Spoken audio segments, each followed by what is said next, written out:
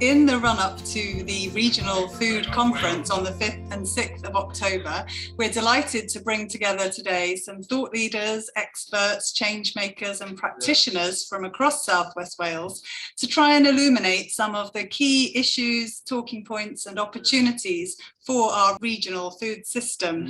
There's so much to unpack. We're really looking forward to the two-day conference on the 5th and 6th of October and hope that you will come and share your views and your insights during the course of that event.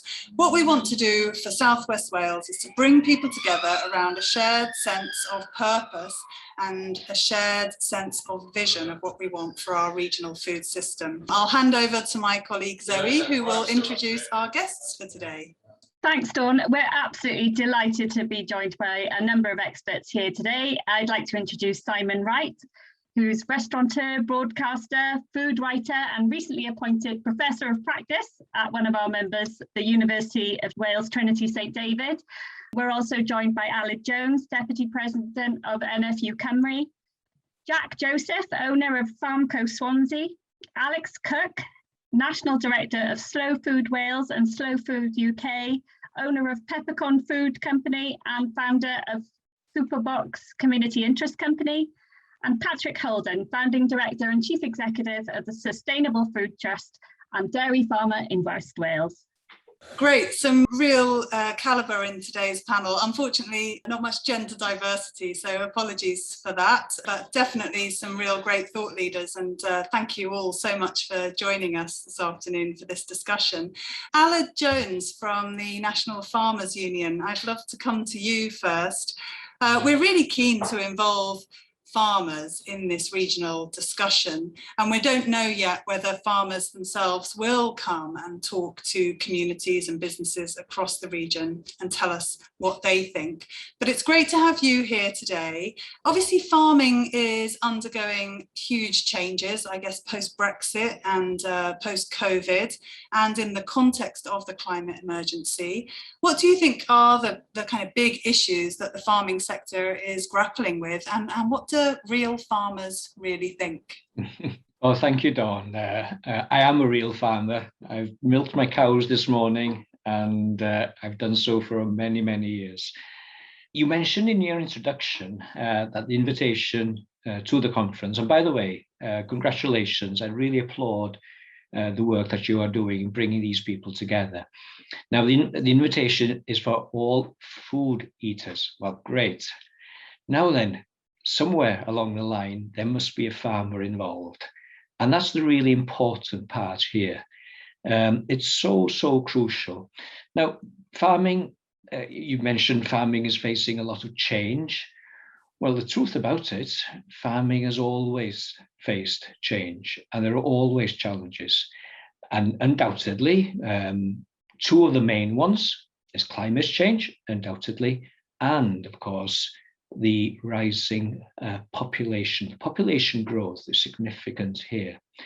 Now, we have a duty, there's a social responsibility on all of us, and that includes the farmers. Now, in my role, of course, as Deputy President, I've taken on this role upon myself, really because of the passion that I have, really linking to, I'm actually an 8th generation farmer, it's in my blood all the way through, and hopefully my son and the next generations will take it forward. So we are at a critical point, undoubtedly. And as we are facing these challenges, we do have to work in some way to safeguard that the future really is sustainable for all of us. Not for only for farmers, of course, but to the general people of this country and the well-being of them. Now, obviously, the challenges that we have is that, our ability to produce food is so dependent on the resources available to us. Now, one of the main challenges comes from that in itself. Now, I can look out through my window over here, and I know full well there's nearly 80 acres of land going under tarmac and concrete presently. It's a bypass for the town. Now, you multiply that with several other examples, and obviously we're still trying to maintain our productive capacity, our biodiversity likewise, and safeguarding that what we do does not harm the climate any further. So those are the challenges. Those challenges we took on board when we made that announcement nearly 2 years ago now on being net zero for 2040. And that still stands, but we can't produce it on our own. That aspiration has to be done so by working collaboratively with all sectors and government likewise. So we see quite firmly, that our involvement in the future is paramount. We are primary food producers, and our primary resource, of course, is our soils, our resources. Now, one of the advantages that we have here in Wales is probably our maritime climate. Certainly, our ability, it does not get too cold here in the winter. Our soils never chill out to a great extent. And for me, I'm only half a mile from the coast here. Grass grows until December and starts growing in January. So those are those are the strengths that we have here. But Wales is characterised, of course, nearly 80% of our land is less favoured. So there is a limited capacity that we have for growing crops as such. Our rainfall is a challenge, but that rainfall challenge is nothing for grassland production. So the main focus, nearly 80% of the production here in Wales is based to grass production. That's milk, meat, and red meats primarily.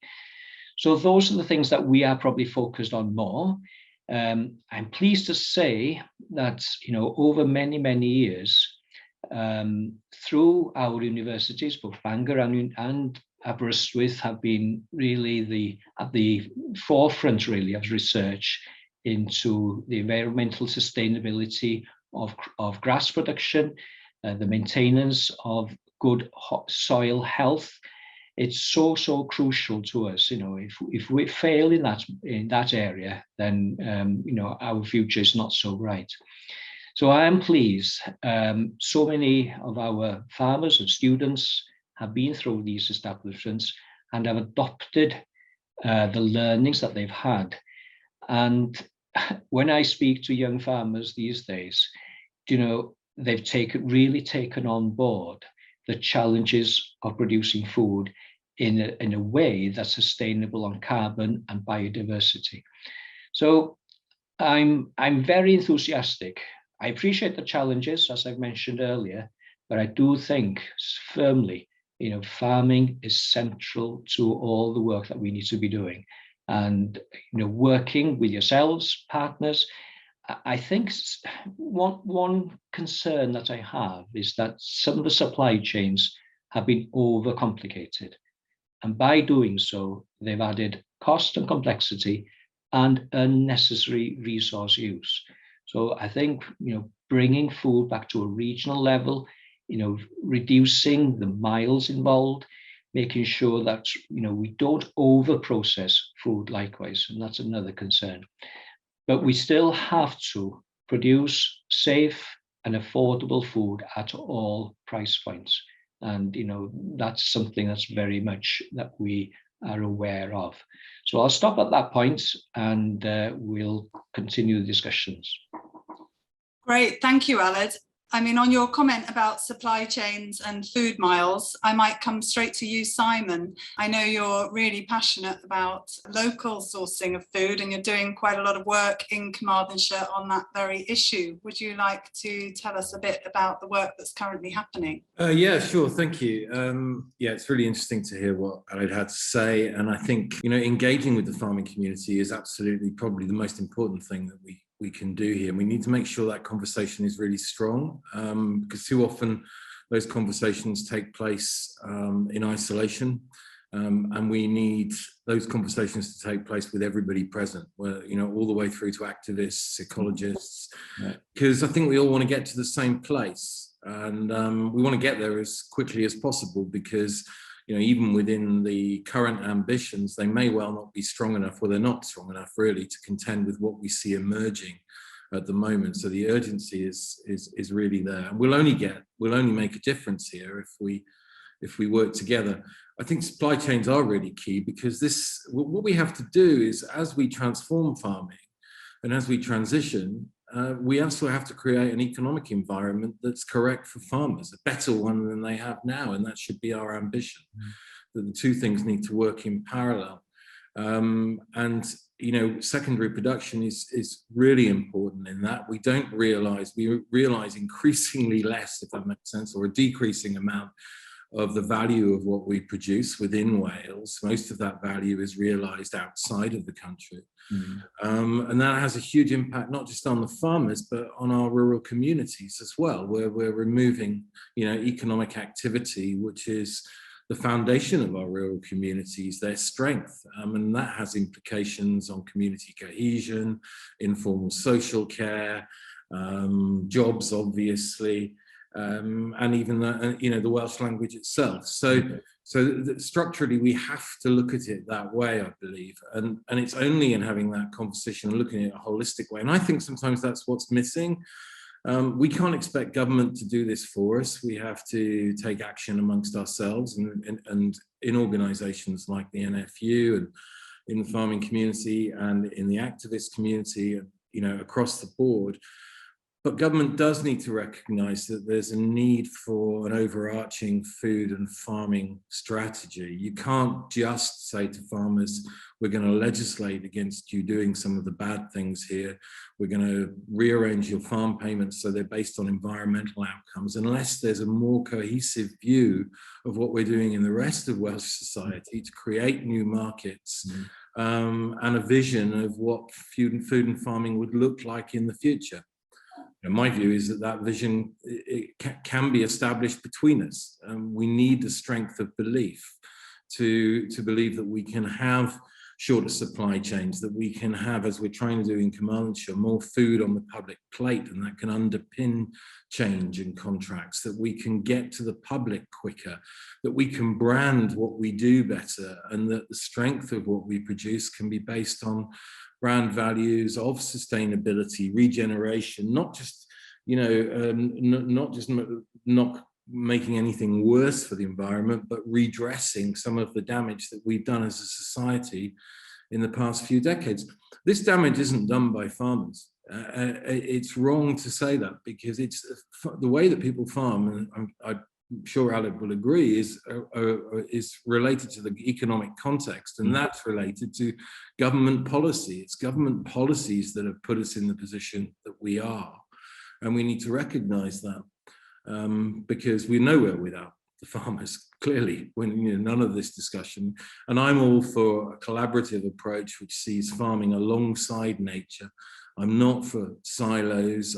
We need an element of rewilding, clearly, but I want to see farming working alongside nature, rather than it being in intensive silos and we've got nature going on somewhere else. I don't believe that that's the way forward for us or our food. Thank you, Simon. Is it government policy or people's consumer decisions? I think that it's both, but we influence people's consumer decisions through what we tell them, how they're educated in school, what their habits become, what we lead in public policy. It's one. If we're saying to people, buy local, why aren't we doing it on the public plate? And so government policy is really important. Consumers are really important too, but we need to get the messages across to them. And we have to recognize that, we talk about affordability, but we have to incorporate the full costs of what we're doing into that idea of value, because at the moment, some of the costs of an enormous amount of the costs of what we do in producing food are realized elsewhere, and we pay for them elsewhere. We pay for them in our National Health Service. We pay through them in trying to clean up the environment behind what we do. And so, those costs are paid elsewhere on a daily basis. I think there is some truth that many governments have had a cheap food policy, which has been very costly. It's a nice way of putting it. Jack, if you tell us a little bit about your business and are trying to meet the demand for locally produced food in our region. I run an online farm shop here in Swansea called Farmco. And what we do is we link directly with farmers and food makers, predominantly in South Wales, to get local produce into the communities. And I think we found a efficient way of doing that without sort of a massive overheads. Well, our system's set up to have 20 collection points around South Wales so the customer buys off us off our website and then collects it in a click and collect manner, of which we have 2 collection points at the moment, one being where I am now, which is our headquarters here in Swansea, another one in a community cafe in Sketty. And then, like I say, we've been trying our best to get that out into South Wales and pop up in a few more places. And that's sort of we're going to be rolling those out over the next year. So the whole idea then is to have a range of produce that is what we call, I suppose, regenerative, which includes organic farmers, farmers who farm organically, don't necessarily have the certifications. We do have a range of free-range products, which we don't have an awful here in South Wales. Obviously, we don't have everything isn't farmed that way, not as much as certain parts of Devon and Cornwall. Obviously you can get a lot more. You can get a lot more into London. I feel like we're a bit behind on that. So yeah, the whole idea really is to have a really sort of real food farm shop, so to speak, without and to completely shorten food change and to empower localized food systems is what I massively believe in.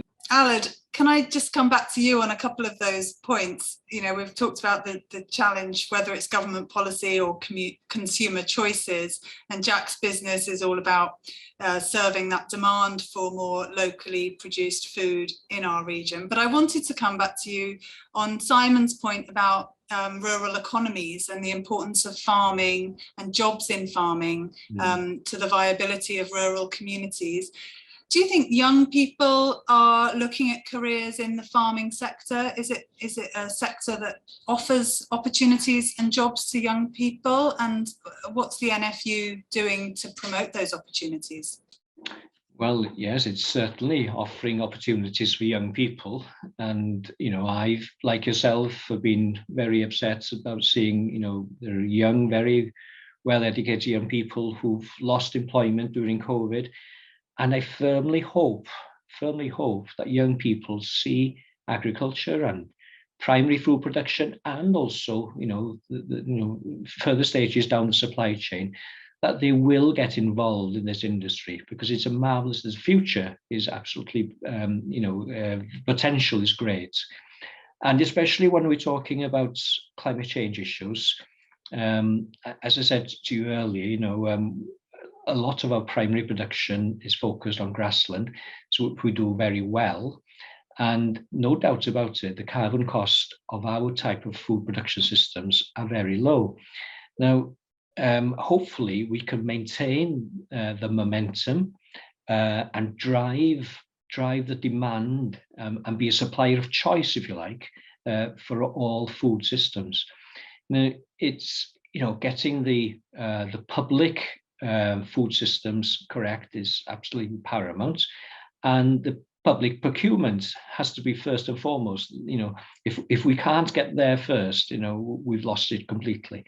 And successive businesses have found it very difficult getting involved in public procurement contracts, and we were told that the bureaucracy involved was part of the problem. But we do have the opportunity now, post-Brexit, if you like, post-COVID, once we get to that position, of making sure that the public procurement really brings in local food systems and producers, and involves companies similar to Jack and, all around this country who can, organize that distribution to cut out the waste, the excessive processing that, unnecessary processing that goes on with food sometimes. And so many farmers are so dependent on their relationships with major supermarkets, which clearly is really difficult when you're talking about trying to relocalize supply chains and create demand locally for sustainably produced local food. Patrick, as the founder of the Sustainable Food Trust, and of course a dairy farmer yourself, can you comment on some of the challenges that you see in the transition of farming to a more sustainable model? Yes, I'm. As you can see, I'm speaking to you from a gate down where our heifers and dry cows have their summer holidays, and I'm just checking them. I think that what we've already been discussing about the transition and the challenge of the transition is really key, and particularly what Aled has been saying. It seems to me that farmers, there's not a farmer in Wales, I don't think, that in their hearts would not want to switch to more regenerative and sustainable agricultural practices. But until now, and I can say this with some authority, it's been very difficult to make these systems pay without charging a premium, which has put the price of food out of reach of the lower income groups. And as Simon has just said, part of that is because the polluter doesn't pay and the subsidies have been partially misdirected. But it's also because the public, the consuming public, haven't been really connected with the food system. And I believe that this change, which is trying to happen now, and which everyone wants to happen, but is being held back, one of the key ways of unlocking the change that needs to happen is if we really have a big push on mobilizing the power of citizens to be part of the solution. And by that, I mean that I think that we need every citizen in Wales to make a commitment to purchase their staple foods. I'm talking about the products which can be grown in Wales throughout the year and which would be really good for Welsh farmers if they commit, if the public committed to buying them, to buy those foods. And I think I was on the Today programme the other day with one of those 2-minute clips, in the run up to COP26. And I suggested every citizen should go and look in their fridge and their food cupboard and look at the staples, the red meat, the fresh vegetables and fruit, all the stuff that we eat every day, and do a kind of audit on it and say how much of this, in this case, was produced in Wales seasonally and sustainably.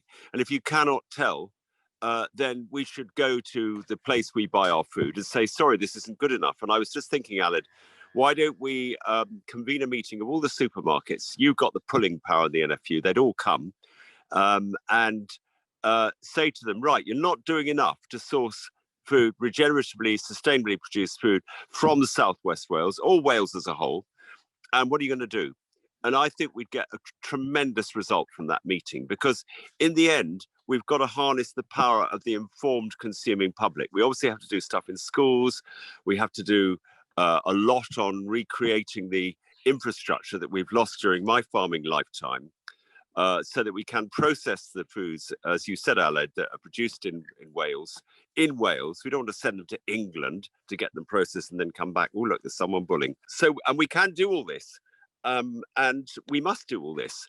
But I think we need the power, the help of the consuming public, not just as consumers, but also as voters, because I think the Welsh government now want to do something, but we need them to feel the heat. We need to put their feet in front of the fire and force them to act.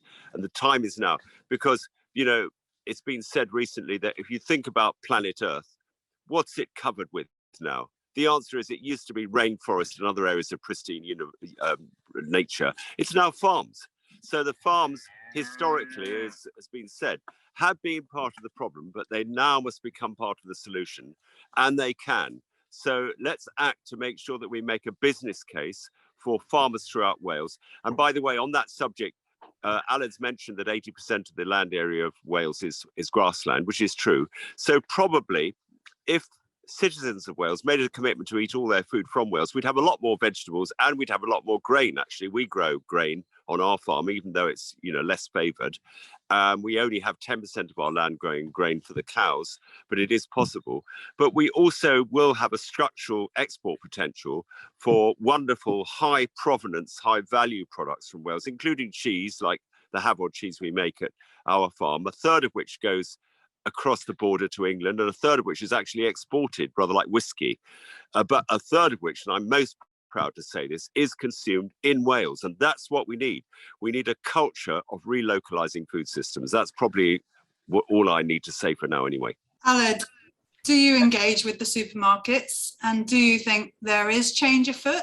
Do the supermarkets need to change what they're selling, and how can we make that happen? Yeah, well, obviously we do engage regularly with supermarkets because they're, you know, the outlet through the supermarkets is so huge for our food production. But I came back over 12 months ago, and if you remember, there was because of COVID, the out-of-home eating ceased overnight, and there was a huge shift straight into retail. And what was very encouraging, and I've taken a lot of encouragement from this, is that consumers were asking where the food came from. And, you know, that's Patrick's point, really. There should be that conversation. Are they supporting? And I think, sincerely, they are wishing to support localized food production systems, keeping the multiple benefits that comes from, you know, that food production system. It's not only economical, it's social, cultural, you know, and environmental as well. And we've seen the cost of some of the food that is importing, climatic costs, I'm talking about. And, you know, it's unethical if we are to reduce, you know, the primary production that we have.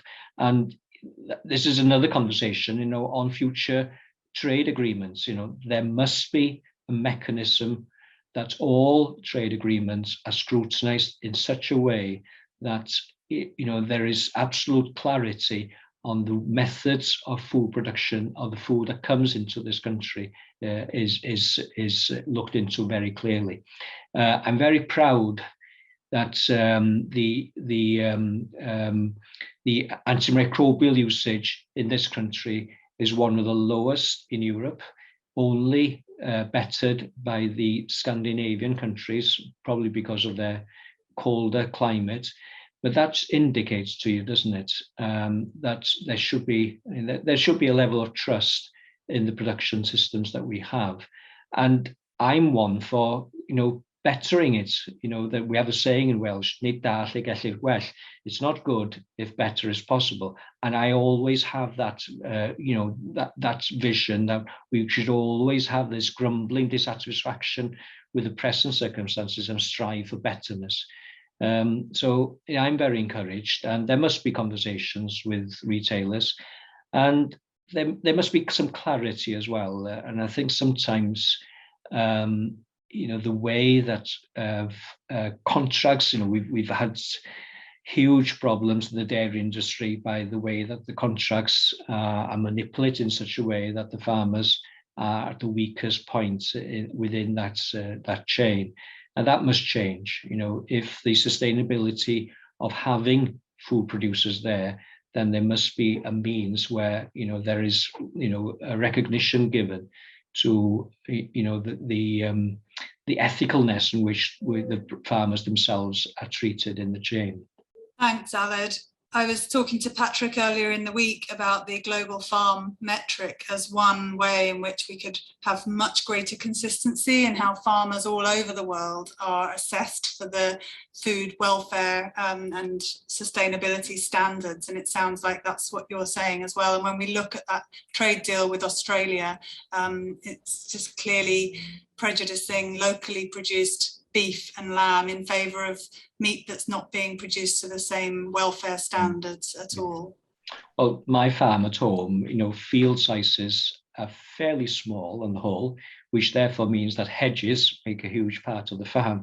And I've actually measured on our farms 330 acres, but we actually have 3.5 rugby pitches of hedges on our farm, which I'm very proud of, and they're very full.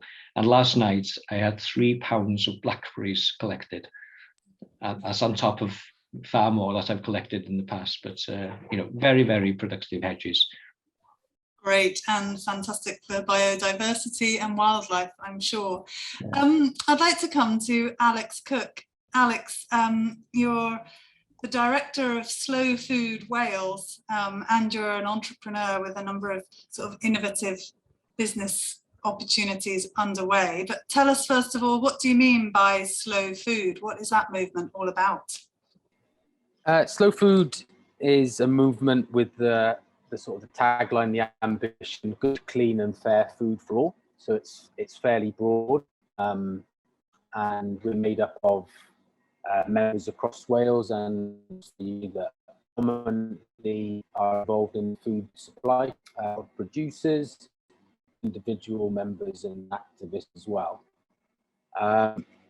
And yeah, so that's kind of what slow food is. We do a lot of work from grassroots kind of levels, and a lot of sort of large, high quality as well, active across Wales in different organisations, whether that be sort of not-for-profit or public sector as well. And yeah, I just wanted to pick up on the points that were made there as well, talking about innovation, because we can see, as Aled mentioned earlier, that he hopes that we'll get into the system.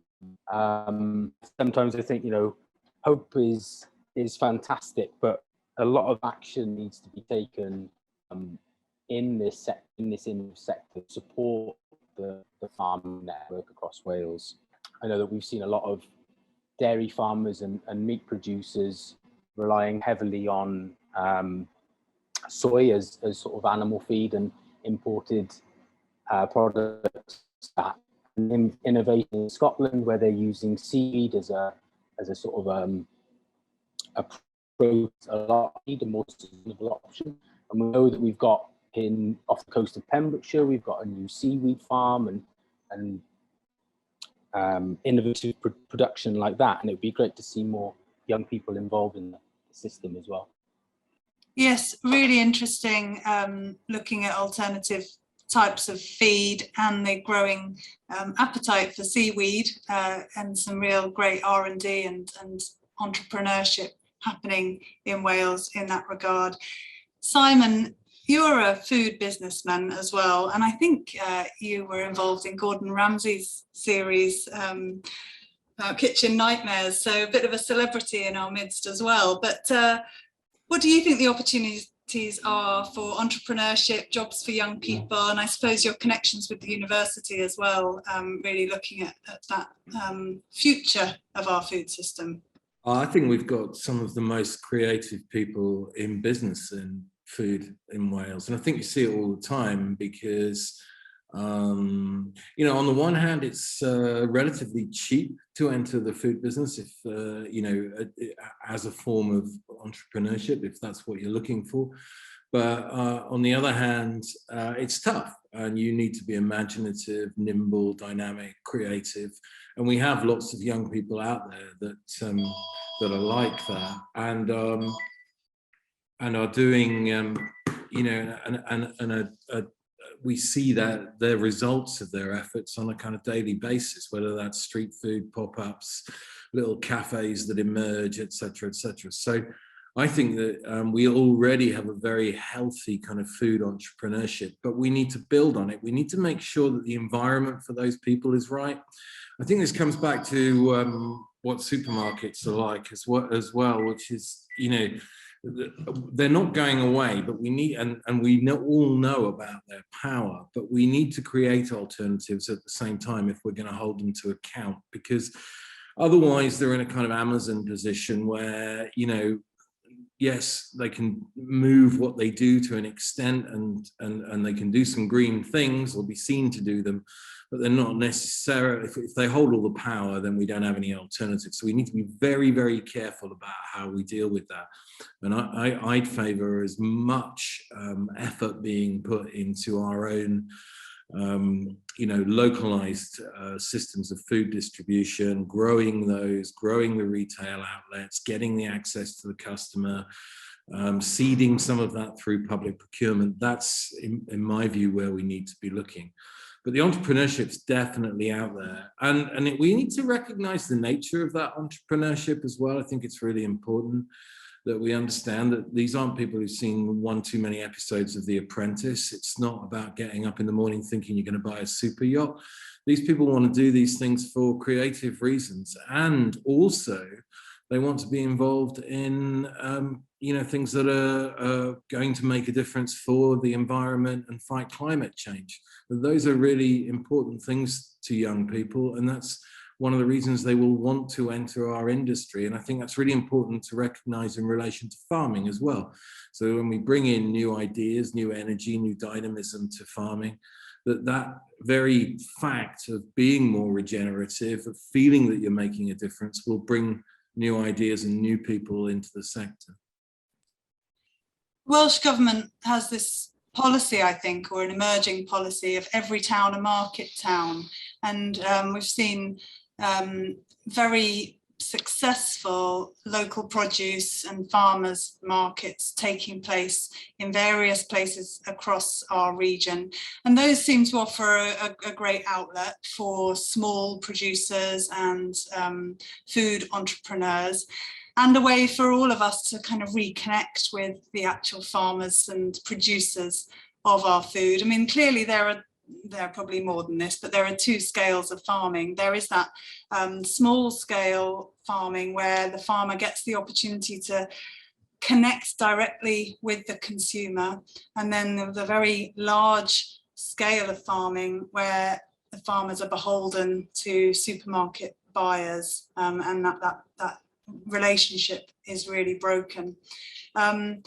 Jack, if your connection is good enough, I'll just bring you back in briefly. Jack, your business, which delivers local produce to distribution points on a kind of click and collect model, and then, as I've discovered in the last 2 weeks, you've also started doing deliveries. So now I'm getting a delivery of amazing produce. Do you think that model is scalable? Do you think that could expand? And with expansion, could it become more affordable, or is that always going to be more of a premium model that's actually unaffordable on a mass market scale? Yeah, absolutely. And I think that's kind of what we're trying to achieve, is to make it scalable. I think before I got cut off, I don't know if you got me that far, but I was talking about how we kind of demonstrated how the localized food systems did actually work in the pandemic, when people didn't want to go to the supermarkets, or the supermarkets were running low of stock, and people didn't want to be in those environments.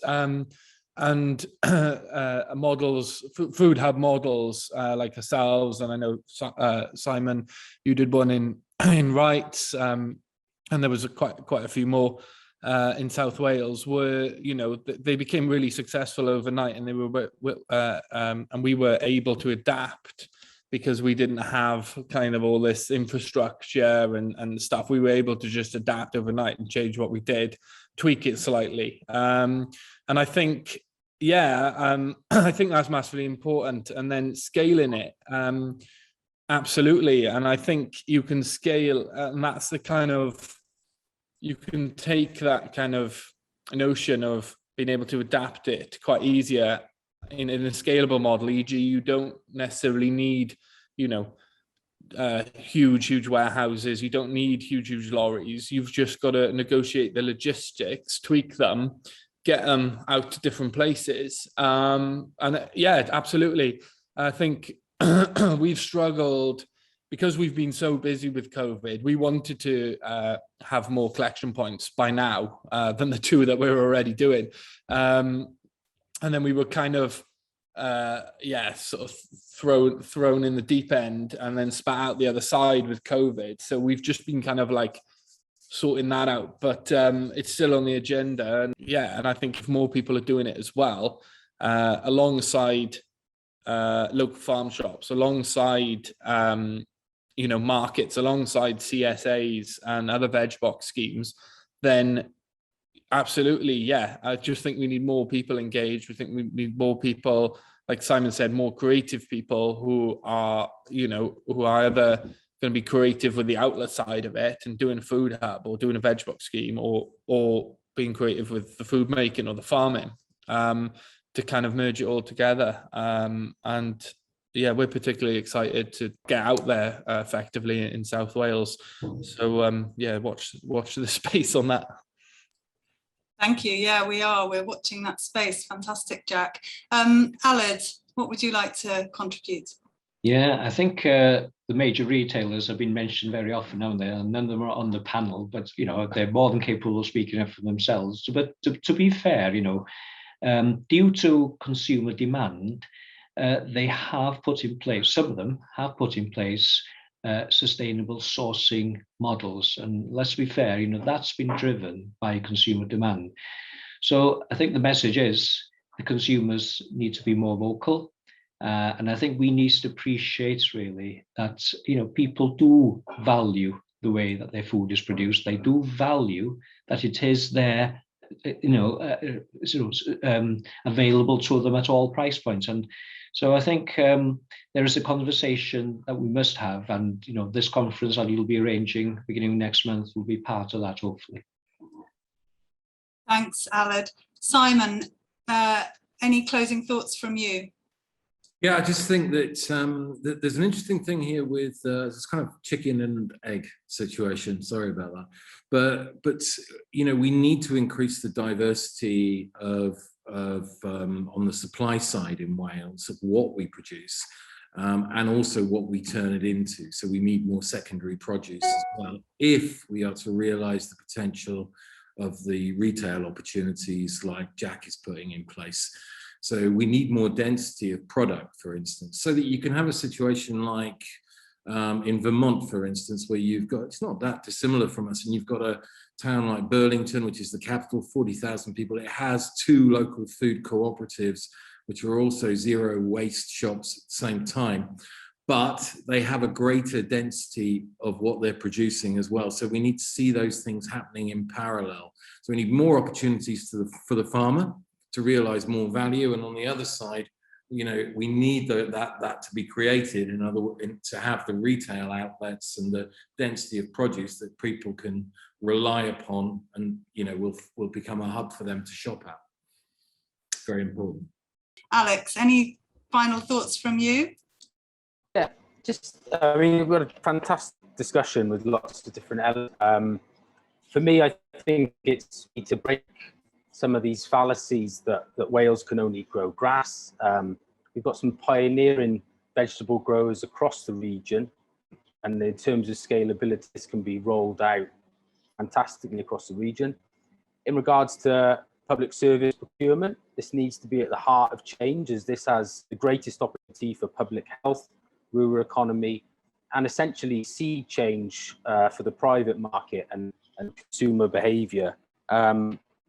And we know that we need to grow both the public and private sector demand, challenged by the representation in sort of policy change and the specification in contracts. But essentially, what we're all talking about is collaboration, cooperation, and cohesion. All of this is, and I genuinely feel that we are on the start of a fantastic journey where people do come together around the table, can have some frank, open and positive discussions. Thank you. I agree. Absolutely key is collaboration, breaking down these silos and understanding things from each other's perspective. And I also really appreciate what you've all said about the power we each hold as individuals and as consumers in the system. Patrick, let me come to you for your final closing thoughts and advice for us as we head into our major regional conference. Well, only to add to what everybody's said, which is that I think Wales could lead the world in relocalizing its food systems, because we have a unique combination of a government that has a lot of empathy with the challenges and the opportunity of farmers to transitions towards more regenerative farming systems and willing to put their principles into practice and redirect the funding after Brexit. We have a really vibrant culture on the ground with, as has just been said, some leading examples of people already making the change and can help others. And I do believe that more and more citizens who are wanting to use their own buying practices to relocalize and support the farmers who want to move in this direction, plus people like Simon Wright and the universities. There's just a fantastic alignment. And because we're a relatively small scale and we can communicate with each other more directly, we could literally lead. And I think just one example at COP26 just coming up, if the Welsh government do launch this sustainable farming scheme, that will be the first government in the world that has actually framed a scheme which is directly supporting a transition to regenerative food systems. So I think it's all to play for. The moment is now. We're in the last chance saloon on climate change and biodiversity loss anyway, but that in its own sense creates an opportunity. So this conference in itself is an example of the change wanting to happen, and it can happen. The time is now and the opportunity is all before us. I'm inspired by the idea that Wales could lead the way in this, and more so that South West Wales could lead the way, but it does involve us all working together and having those conversations. We've talked quite a lot this afternoon about our role as consumers and the power that we have, but there's also reframing that discussion around ourselves as active food citizens, and that means, you know, taking responsibility for the choices we make, but also getting involved locally in whatever local food movements we can find on our doorsteps, whether that is a local farmers market or produce market, a shared meal in the community, connecting directly with local producers.